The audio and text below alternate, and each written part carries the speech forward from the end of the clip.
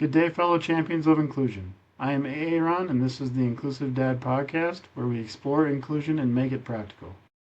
Thank you for taking time out of your busy schedule to join me in exploring ways we can create a more inclusive world together. You are important, you matter, and you can make a difference. Today, my guest is Jennifer Kaufman. Welcome to the show. Thank you. Can you just start us off by just telling us a little bit about yourself? Certainly. I am a school principal at a school for kids with autism, a bunch of wonderfully neurodiverse kids who keep me very busy. And I am also the grandmother to a 7-year-old, about to be 8-year-old, who has autism as well. So everything's sort of come full circle. And I'm the author of the book Grandparenting on the Spectrum. Awesome, thank you so much for that. Can you just start us off by what is your definition of inclusion? So inclusion is creating a world where people who have alternate needs, who are neurodiverse, who have autism, are part of the conversation. They're not an afterthought. They're not, we're just going to tolerate them. They're an active member of our communities and of our worlds. And we find ways to create environments that are comfortable for them. Sure, that's a great definition. So what got you into teaching and being a principal? So I worked at a school for kids with high IQs, but they all had learning disabilities when I was a teacher. And my position evolved into an assistive technology coordinator, where my understanding that with the right supports, students can achieve, that they can meet their potential. And I used to say, like, I wear reading glasses. Because I wear reading glasses, it's not indicative of my intelligence or my capabilities. It's just that my eyes don't function all that well. And I tried to explain to my students at the time that, like, this was okay. It was okay to use a program to read to you if your brain wasn't able to process the words or your eyes had issues reading the words.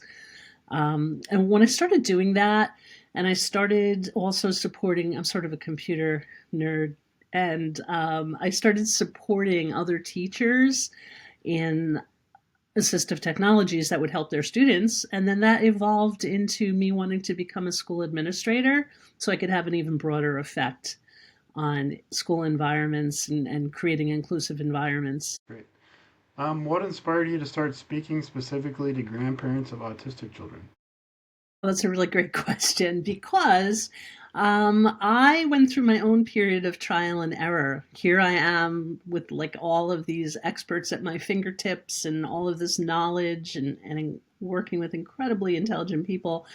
And suddenly I found myself with a grandson who had autism and his mom, my daughter, who was finding her way as a parent. And I found that the more I pushed and said, like, hey, you've got to read this article, hey, you've got to talk to this person, um, it was not well received. And I started thinking, well, why isn't this well received? And I came to the realization that the parents need to find their own way.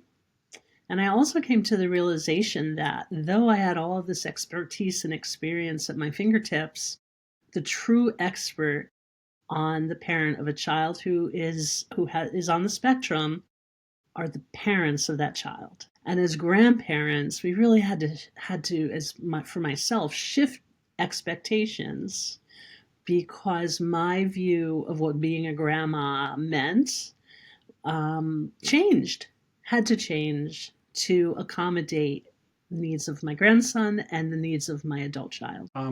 Is this your first grandchild? Was he your first grandchild then? He is. He One. is my Okay. first and only. Yep. Okay. So yeah, you didn't have any other you didn't have a neurotypical grandchild before that. Interesting. Not yet. As you Yeah. were speaking about like changing your expectations, I'm trying to think about. I don't.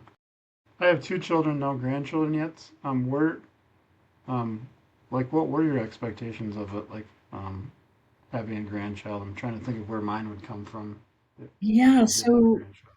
so like as a grandma, I sort of had these visions of like, as corny as it sounds, like baking cookies and overseeing holidays and having, sitting and reading a story to my grandson, like all of those grandma kind of roles. Um, Babysitting, which I do a lot of babysitting, but really shifting that, I am not the sage of the family. I have a lot of knowledge, but I'm not the matriarch of the family in the sense that, like, I'm overseeing everything. I am deferring in this case to my daughter and her husband and my grandson in terms of what is it that they need. And I'm doing a lot more listening than offering advice. That's interesting. Yeah. Yes, that is true. Yeah. I guess as a thinking about being a grandparent, yeah, you're right. Taking them to things and having fun and lots of sugar and those kind of things. Yeah. Interesting. Yeah. Yeah, Thank you. sure. What does your grandson like to do with you, or what's like his favorite thing for you guys to do together? Oh gosh. I have to really say that it evolves, and every visit or so, like, there's a new focus, there's a new interest. Right now, he's really into Hot Wheels. But maybe a month ago it was trains, and before that, we were at his birthday party yesterday, and he was swimming. It was a swimming party, and like seeing him with friends and kids from his class was really nice. As both a school principal and a grandmother, what's the biggest misconception you see grandparents have about autism? That it's something to be cured or it's something to be fixed. It's just really, I saw somebody once said it's a different operating system, and that's what it is. And it's nothing that's, it's not an illness. It's not a sickness. It's just the way it is, and providing the right supports and providing, what the family needs in the moment is so incredibly important for a grandparent to acknowledge and to put out there, because sometimes parents don't always ask for the help.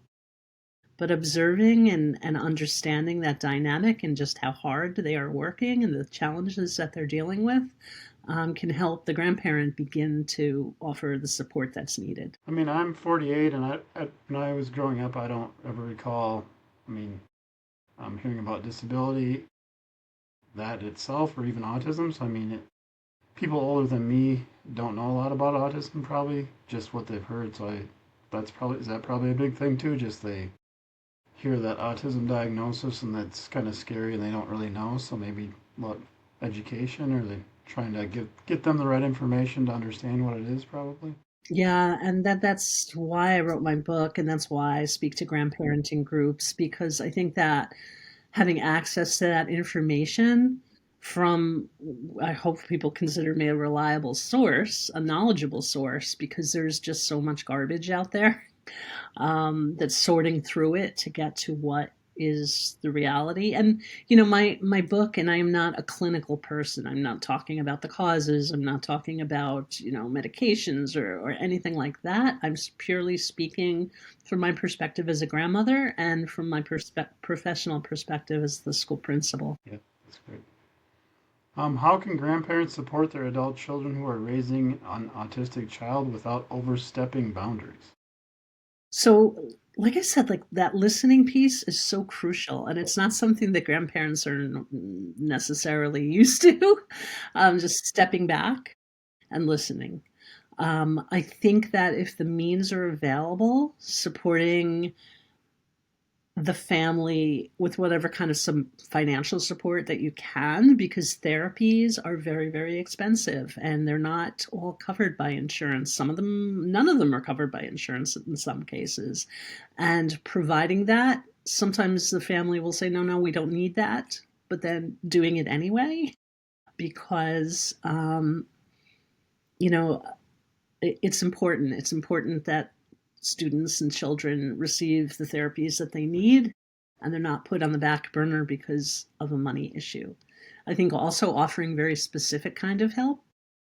You know, guys, go out on Friday night. I will take my grandchild because you guys need to go out and have dinner and have a relationship and, enjoy your time together as individuals and not just as parents to your child.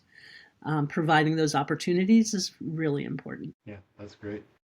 Yeah, it's always nice, yeah, to have somebody to get a little bit of a break for sure. And I'm sure it's in your situation, it's probably helpful too that you have an understanding of autism, so you're a little more maybe, uh, yeah, you have more understanding, so it's easier for you to maybe step into that role. Is there like what's like the biggest concern or scariest thing that grandparents like bring up to you? Is there something that keeps always kind of keeps jumping up to the forefront, or is it all different kinds of things that they're worried about?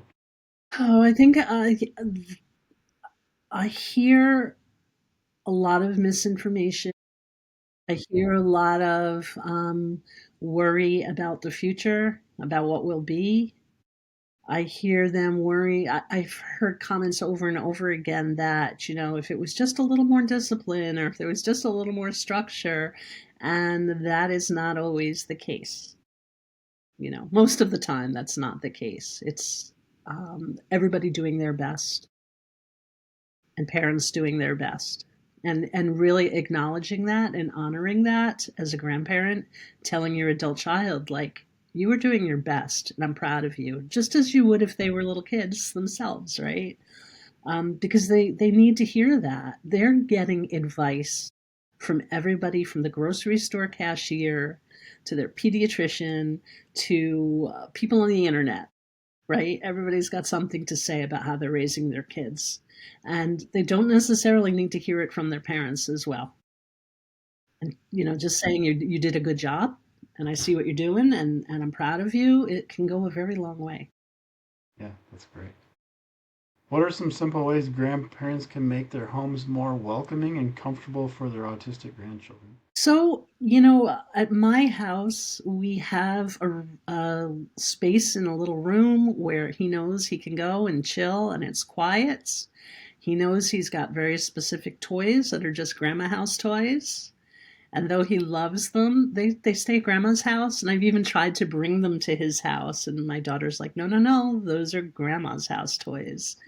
And, so having very specific routines in the house and areas and items that are specifically his, that he knows those are his, help to support those transitions into new environments like grandma's house. Is there a lot of communication too between like you and your daughter? I mean, I have a daughter, she's now 23, uses a wheelchair. But I mean, I know for us, like between us and school, it was very important. Like if they're doing, approaching something a certain way at school, for us to do that at home so it's consistent. I mean, is that something you see too, or tell grandparents like it's important for you to talk to your child and find out, what are you guys doing at your house that we can be consistent across both places too, probably? Yes, that is incredibly important because that consistency leads to success. And being resistant to those words of advice from your adult child can cause issues because your grandchild is used to things being done a certain way.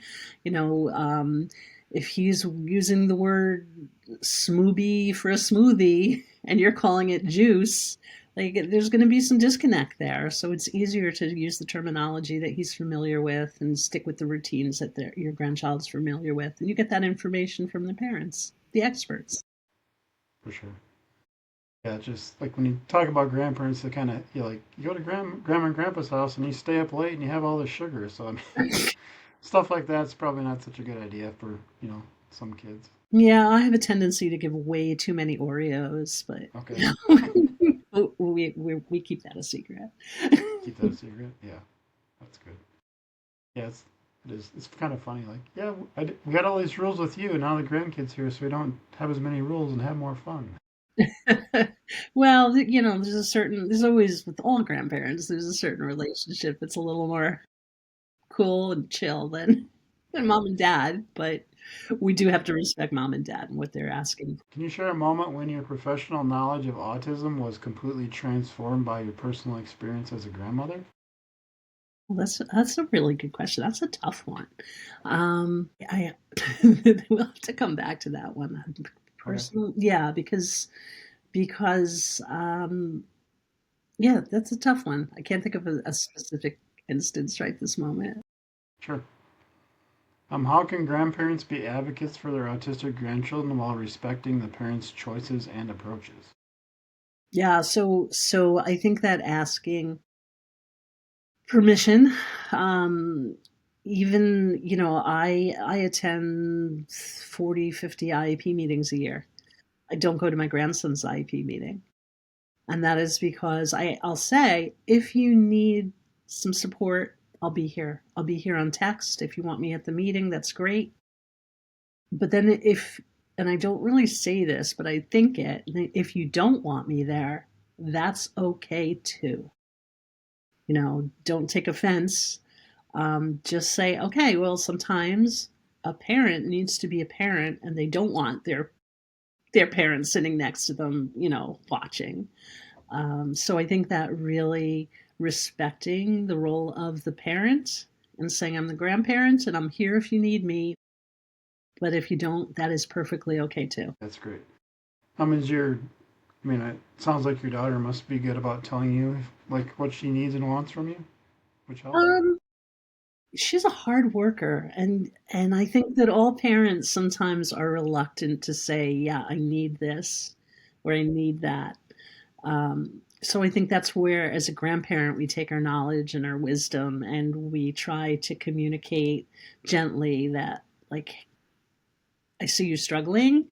We don't necessarily want to say that, but hey, I yesterday I said, I know that birthday party was expensive. I'm sending you I'm going to Venmo you some money and pay for half of it. And it was sort of like, no, no, no, that's okay. And I said, all right. And then I did it anyway. Because, you try to get a sense of what could help. And if something could help, then as a grandparent, that's something I want to provide. What's one thing you wish someone had told you when you first began this journey as a grandmother to a child with autism? I wish that I didn't have to go through all of the denial phases that I went through at the beginning. Even with my knowledge, I was still saying, well, maybe he's got a hearing problem. So many people wonder that at first when a child isn't responding appropriately, and looking for alternative diagnoses other than autism. I get mad at that person of a few years ago, because it's okay. It's all right that somebody is autistic. It's just a different way of being, and it's something that we're here to support. And so I think that that's my biggest learning experience, was that shift in expectations and really embracing it on a personal level, because I had embraced it professionally, but it wasn't quite in my family in the way it is now. And, I wouldn't trade them for the world. That is interesting because I it does make sense to me what you're saying. Like the grandparents also have expectations. My daughter was um, pregnancy, everything was normal, nothing showed up, and then 3 months in, we found out she was having seizures. You know, my son was 15 months older, and nothing out of the ordinary. So that was our first experience, and then she's born, and then stuff changes. So as a parent, you have certain expectations, and then it's you know things start popping up and stuff changes. So it also makes sense to me that yeah, grandparents would also have the similar we're gonna have a grandchild, and this is in my brain what that means, and then something is different. So that never thought of that before, but that makes sense, I guess. Yeah.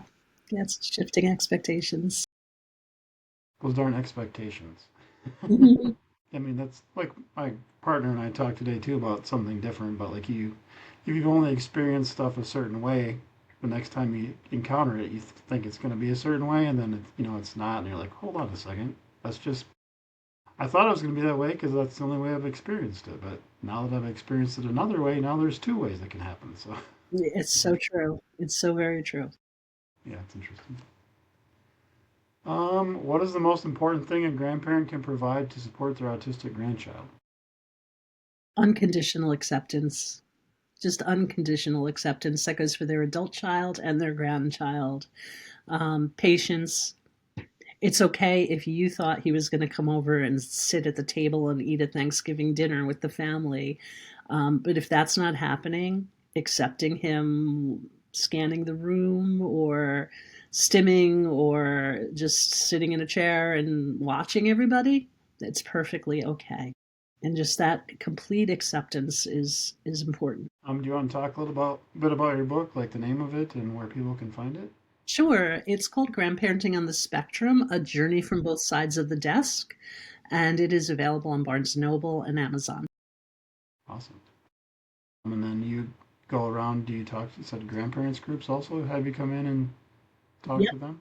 Yes, I speak to grandparent groups at public libraries. On my Facebook page, I occasionally have a Zoom so that I could reach a broader audience. Um, yeah, I will. Well, I love speaking about it and listening to other Yeah, people's stories. sure. And it looks like you also have do some work with like first responders. How did you get into working with like first responders? So it's interesting. I have a little beach house down the shore, as we call it in New Jersey, and I noticed first responders, police departments specifically, struggling to support lost children on the boardwalk. And you'd see kids on the boardwalk, they don't have shoes on, and they're just wandering without a family member, like a 3-year-old, a 5-year-old. And you see police officers trying to communicate with them, having problem offering them food when kids with autism often have allergies or swallowing issues, um, and trying to like locate the family of a child who isn't able to communicate who their family is. And so started thinking about it and reached out to the police department down there, and that was our first presentation. My company is called First Response Autism, and I've since spoken at police academies and colleges and all sorts of groups of first responders because supporting our autistic individuals, our neurodiverse individuals in the community is incredibly important. What do you have any if like for I have a daughter, she has epilepsy or like parents have a child with autism, and do you have any tips for them? Should we talk to like our local first responders and like introduce them to our child so they get to know them and maybe our child gets knows them as well? I think that's a phenomenal idea. Our local police force at my school is very familiar with our students, and they come into our school and high five the students, and so that both groups are comfortable with each other. Here in New Jersey, some of our towns have the Blue Envelope program. Are you familiar with that? So it's a blue envelope that stays in a glove box with license, registration, and insurance. And if an individual gets pulled over, they can take that envelope and it has information about them that, if this individual is not making eye contact with you, they're not being difficult, they have an issue. And it's really supported the communication between the two groups, and I hope that it spreads further. I know that it's throughout the country. There's an organization that is pushing that. Yep.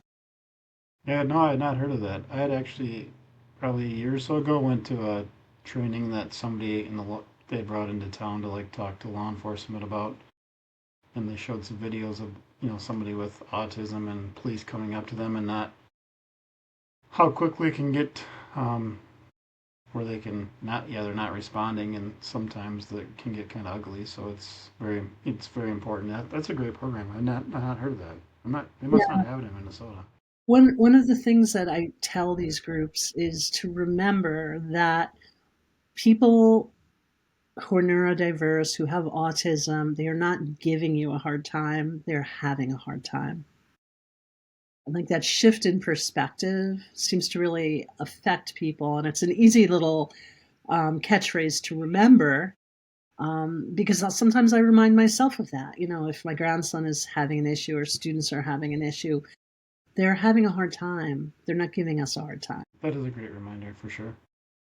Yeah, because my daughter sometimes especially the more tired she gets, the longer it takes for her to respond, and we're so used to like saying something to somebody or doing something and getting like an immediate response. Like yeah, sometimes that's like okay, like you're tired. I'll just pause for a couple more seconds and then you'll respond. It's like Yeah, and that's another thing I talk about is that processing time is yep, incredibly important. More so if the individual is tired. or if it's a crisis situation and there's a lot of lights and sirens, a lot going on, just allowing for that processing time to happen. Thank you so much. Where's the best place for everybody to connect with you? Well, you could visit my website at grandparentingonthespectrum.com. Or if you're interested in the first responder stuff, it's firstresponseautism.com. And, feel free to just send me an email and say hi, because I love to communicate and hear other people's stories. That's great.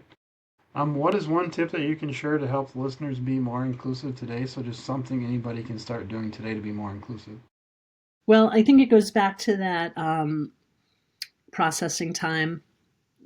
When, pausing longer, 10, 15 seconds, and allowing that time to happen, it sort of works magic. It's a simple technique to really to facilitate the communication.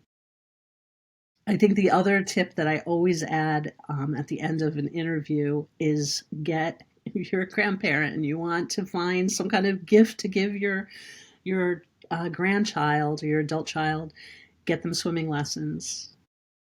Of accidents, it was last year's status. The statistic was of accidental deaths of people on the spectrum, 93% of them are water related. 93%. So swimming lessons that are specific to an autistic population would be a wonderful help. Yeah, that's scary. It's terrifying. When I saw that, it was such a memorable statistic. I always make sure I include it because it's biggie. Yeah. Ready for the last question? Sure. Do you like Spam lunch meat? Yes or no? Yes, I love Spam. That was quick. I grew up with it. There you go. I live near Austin, Minnesota, where they make Spam and where the Spam Museum is located. So I've been asking everybody that question. It's fun to get the response. That was pretty fast. That's cool. Here in New Jersey, we have the Taylor ham pork roll controversy. Do you know about that? No.